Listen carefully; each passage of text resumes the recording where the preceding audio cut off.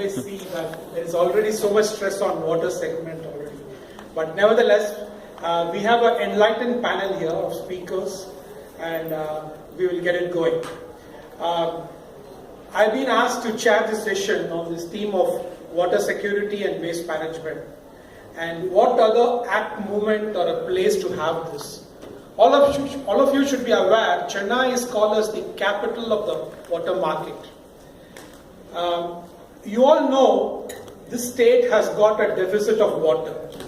We don't have enough running rivers. We are dependent on outside the state rivers, flowing rivers from outside the state for water, as well as for rainfalls and the catchments to happen to really feed the public.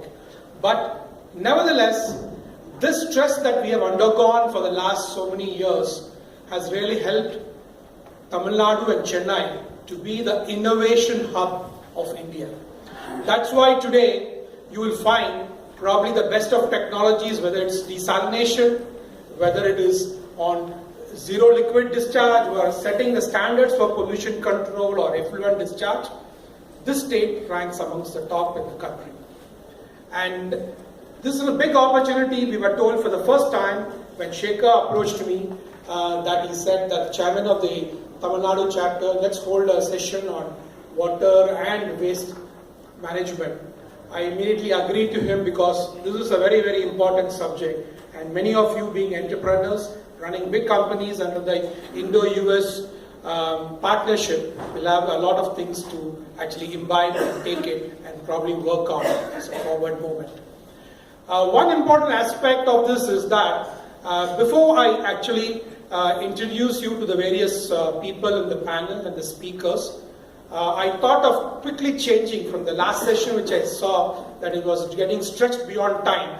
It will be better to have clear, concise presentations by each of the speakers for about 10 to 15 minutes and then followed up by the quick question and answer session. And we can also do some forwarding in terms of what were the forward steps that we need to take also. When I represent both the private sector, my company Tamil Nadu Water, as well as we have a large investment from the government of Tamil Nadu. So today the Principal Secretary of Chennai Metro Water, the Managing Director, is not available due to some pressing matters in the government. But he has passed on his points as what he needs to add. And one of the first fundamental questions when I and Shekhar went to go and invite him, we asked, why can't I see American companies bidding for our contracts in Chennai?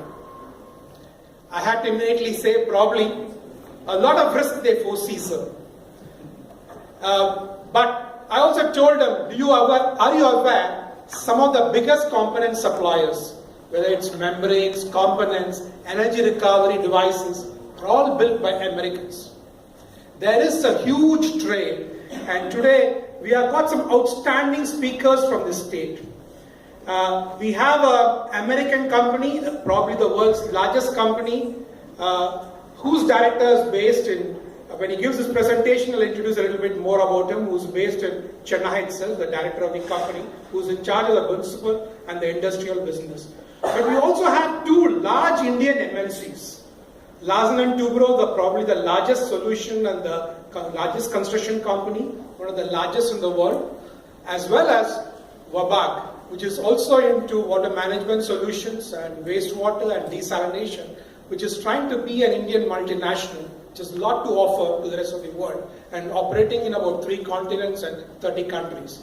We also have another colleague of mine from an environmental group, ILFS Environment Group. So he will also speak about how they have imbibed technologies from outside and built some world-class facilities. They are actually doing about the maximum number of solid waste landfills and composting plants in Tamil Nadu. Plus they have established state-of-the-art waste-to-energy plants across in Delhi, 2 plants of this nature, and probably he will touch briefly upon it. Before I set the theme, let me go through these things, very important, because some of the points which Vikram wanted to actually add here, I've tried to capture it. There is a very important thing, since it is an Indo-US trade venture, other than probably defense and automobiles, this could be the 3rd biggest segment for trade between these 2 countries. And I can tell you very proudly, there is a vision statement of the Tamil Nadu government. Why the PPT is not coming? Okay, sure. The vision statement is good food for thought for the other presenters. It talks about the vision set by the Chief Minister some years back. She said, Tamil Nadu shall provide piped and pressurized water 24/7 to 100% of its residents.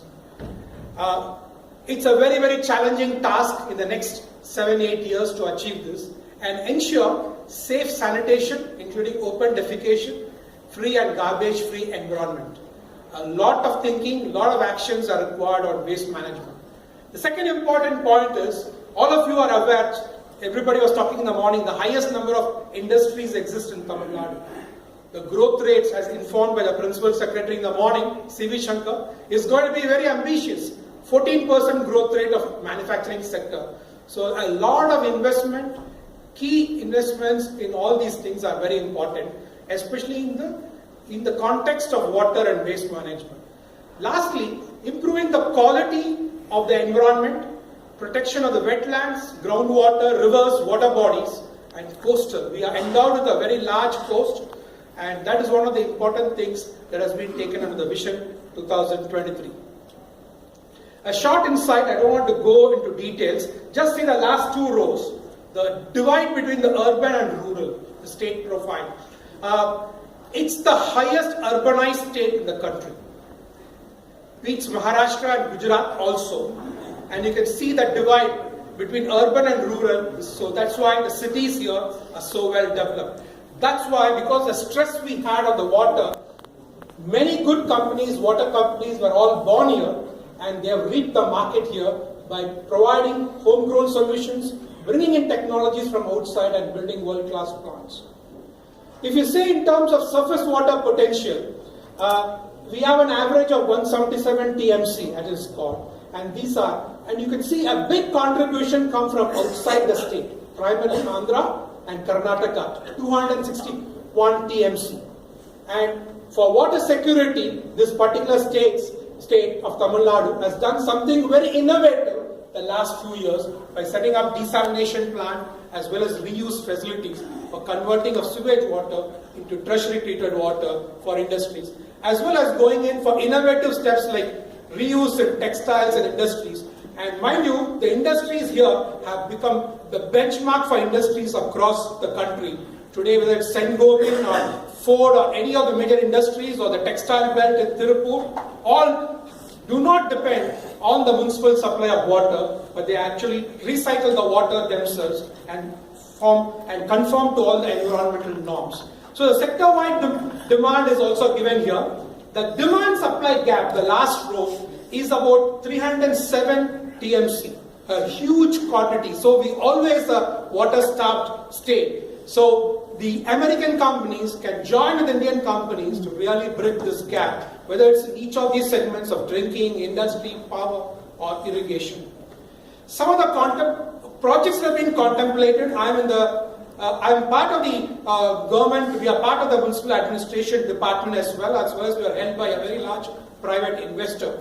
So some of the shelf of projects with which the state is going to come in is these projects, especially on 24/7 sewerage systems, desalination plants up to 400 MLD. This will make Chennai the capital of the desal capital in the world, and also wastewater reclamation as well as water reuse, especially for the industries, and going in towards zero discharge for the highly polluting industry. So if you really see the water availability, it's about 5,394 million liters per day. And if you see quantity that is available to keep these 17 projects that have been planned is about 909 MLD, almost 1000 MLD. And through 5 projects in the pipeline, another 740. So it could see about 7,000 MLD is being added to the system in the next 2 years. So the opportunity for 2,000 MLD of growth is very, very huge. You also have on the industrial side, the water supply grid formed between Chennai and Bangalore. And that's a very huge quantity of water. From the present treated water of 309, it is expected to go up to 597. And all the freshwater demand is going to be met through SWRO desalination plants only at Minjur and Neyveli. And further plans which are envisaged, these detailed project proposals are being done right now. Similarly, on the industry side, It's an equal growth, both on the industry as well as on the utility and the private sector. That is what the government wants it. So the textiles, leather clusters and the textile clusters are the one which will go in for innovation, and they are already doing it in Tirupur and a number of places in Tamil Nadu. Similarly, the industrial clusters of second, as it is so highly urbanized, Coimbatore, Trichy, Madurai will also have all these upgraded facility for sewage treatment, very modern technologies with less footprint, less energy consumption will all be welcome. Based the evaluation could be done. And also 2 desalination facilities are also coming up down south to take care of the industrial corridor between Madurai and Thoothukudi, which is being built now. And we are doing the project proposals for that. Similarly, in the waste management, there is very rapid urbanization. The growth has been something like 2.1% annually, and both pollution and generation of waste has really increased.